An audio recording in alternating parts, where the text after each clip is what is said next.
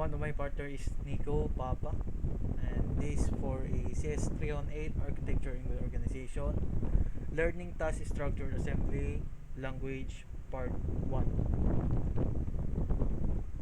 So the design of the assembly program to add, subtract, multiply, and divide two signals, two signed two-digit numbers. Be sure to include sections level of your code and comments in each line. So first of all, I would like to explain the code. First of all, the data section, that the PRO1 to PRO8 is a strings used for programs, greetings, instruction, main options, and thank you messages. Yung nga po nakita po natin. And the ER, ARR2, AR0, it's a error message for invalid input or division by 0. The TI to TI4 is titles for each operation. So as you can see, we have a title of addition, subtraction, multiplication, division. And the prompt 1 and to prompt 3 is the prompts of the user input. And we have a sum, diff, prod, go, and the out div. So that which it said special format for a division output. Okay. At the BSS section, we have num1 and num2 that holds the user's input numbers. Okay.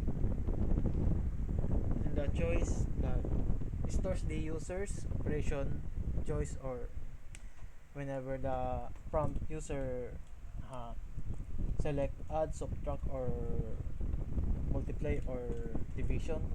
And val1 and val2 in temporary values, the storing intermediate results. And result v says they stores the result, the calculation. At the text section is only a main loop of the process of the PRO1.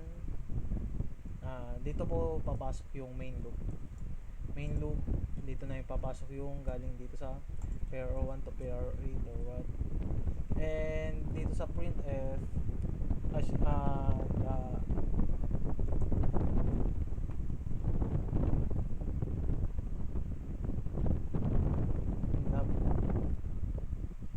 says I mean external, it holds the other main loop para lang mag-work siya. Then dito na main loop, error main, and especially yung mga operations like addition, subtract, multiply, and division. Sa division, we have a zero divisor that handles the other error, and also a IDIV. This IDIV, that integer division is used, and the result includes both quotient EX and remainder EDX.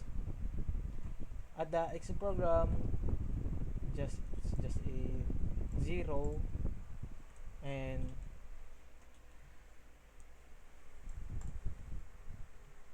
on how to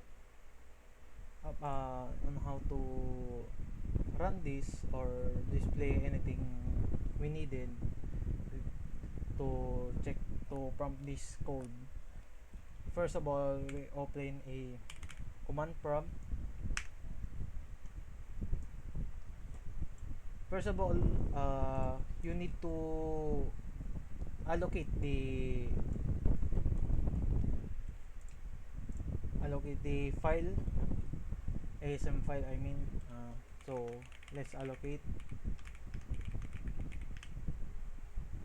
So my file was here, so ito nga yun, downloads and mains, so it matches. Okay, so the second method to do is assemble the assembly code. So nasam -f win32 and the asm name file -o and main.object, I mean name file dot object. Enter. So after we assemble the assembly code, we need to link the assembly code, I mean the assembly object file to GCC. So GCC main.object -o main.x -m32 main.exe, which means main.execute. So after this, we're gonna execute this now, and let's try. It will prompt after we mention the main.execute. So let's mention main.execute after we link the object file to GCC. We need to prompt now. Okay, so this is the display of our ASM file that we make, and based on the Leons,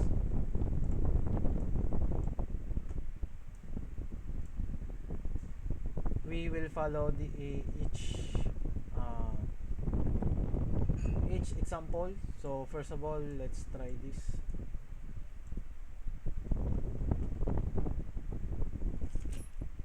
So the first choice is addition.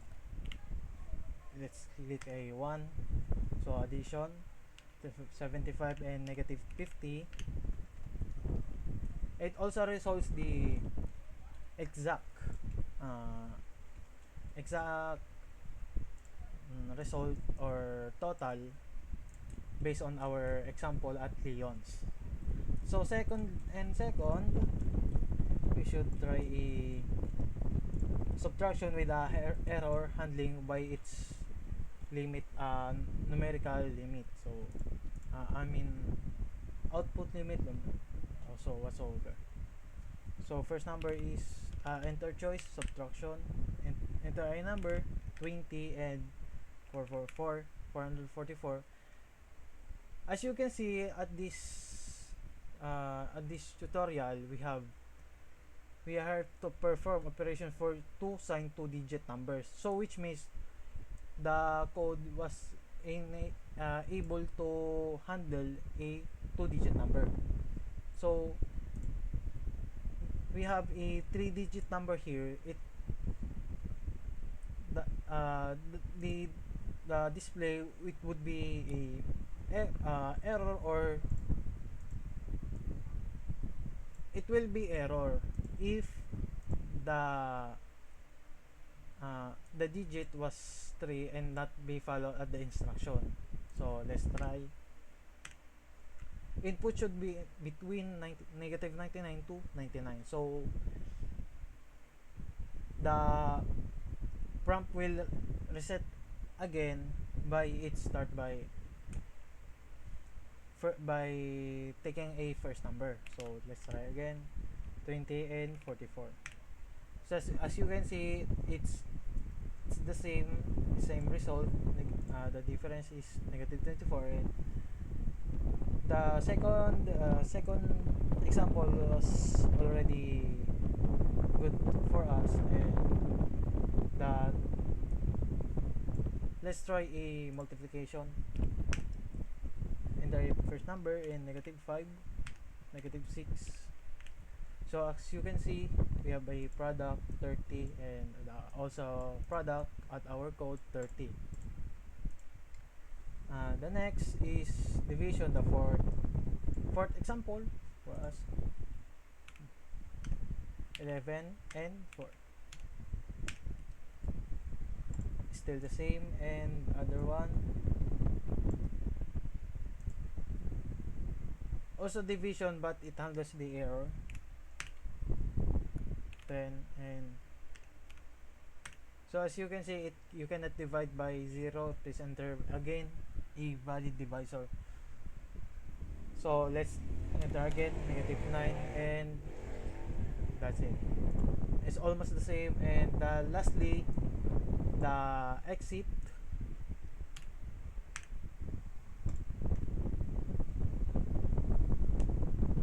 Okay, we are successfully